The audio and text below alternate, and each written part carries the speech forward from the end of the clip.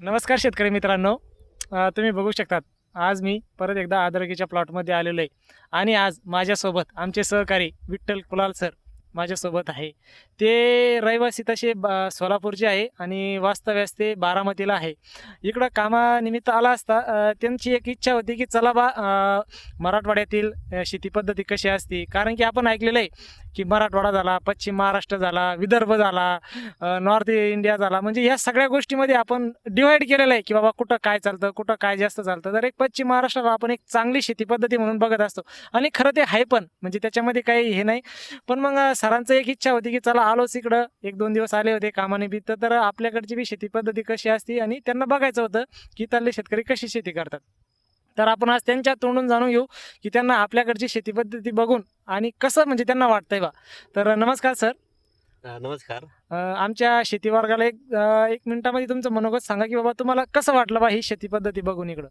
ठीक आहे. सर्वांना नमस्कार. माझा प्रथमतः सर्व शेतकरी बंधूंना हात जोडून नमस्कार. तर मी गेली 2 दिवस मी संभाजीनगरमध्ये फुलंब्री तालुक्यामध्ये कामानिमित्त बारामतीमधून आलो असता.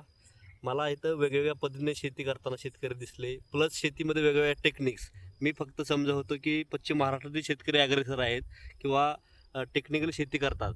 पण इथं आल्यानंतर मला खूप असं एकदम शेतीमध्ये प्रसन्न वाटलं की जिंजर असेल, कॉटन असेल, green gram plus groundnut, green gram plus sugar cane, अशा वेगवेगळ्या आंतरपीक प्लस मिक्स क्रॉपिंग शेती पाहून असं प्रफुल्लित मन झालं आहे की पश्चिम महाराष्ट्रातील शेतकऱ्यांनी सुद्धा मराठवाड्यातील औरंगाबाद जिल्ह्यातील फुलंब्री तालुक्यातील शेतकऱ्यांचा आदर्श घ्यावा आणि जास्तीत जास्त मिक्स क्रॉपिंग केल्यामुळे शेतकऱ्याचा कसा फायदा होतो, शेतीमध्ये कसं उत्पन्न होतो, हे पाहून मला असा एक मनापासून आनंद झाला आहे.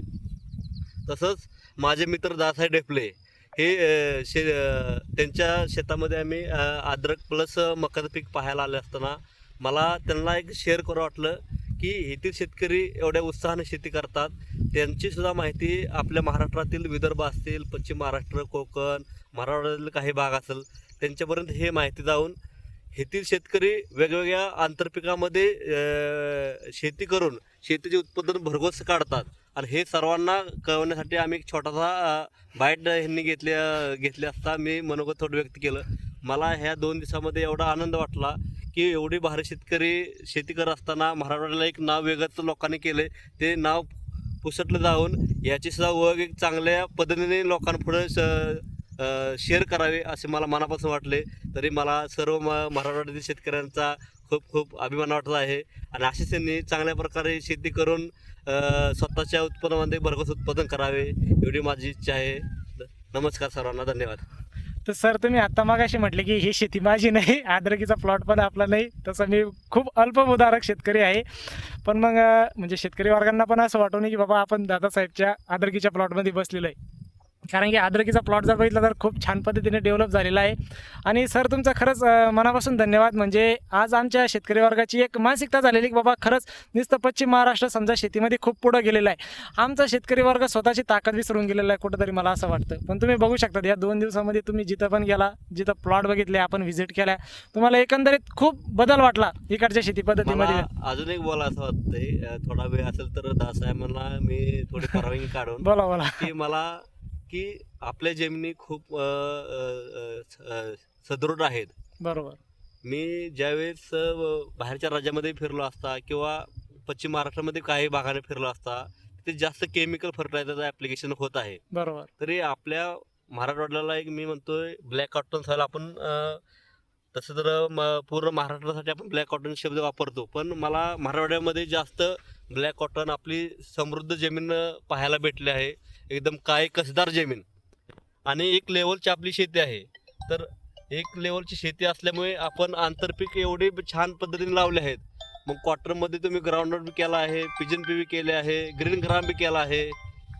तर याचा अजून अजून आपण ह्या पिकामध्ये कसं इंटरक्रॉपिंग वाढवून आहे. तुमचा पेस पाहता काही ठिकाणी जास्त पेसिंग आहे, तर त्या पेसिंगमध्ये आपण कशा पालेभाज्या वाढवता येतील, आपले कसा आपला अजून शेतीचा खर्च कमी करून उत्पादन कसं वाढवता येईल याचा विचार केला तर मला वाटते अजून आपली तुमच्या यशाला जास्त फळ भेटेल आणि शेतकरी अजून समृद्ध होईल.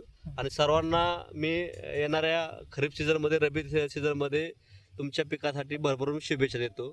धन्यवाद दादासाहेब. धन्यवाद सर. म्हणजे एकंदरीत आज हे खूप म्हणजे 2-3 ठिकाणचा आज फरक म्हणजे शेतकऱ्यांनी वर्गांना पण कळन की बाबा तसं काही नाही की पश्चिम महाराष्ट्र खूप पुढं आहे किंवा हे पुढं आहे.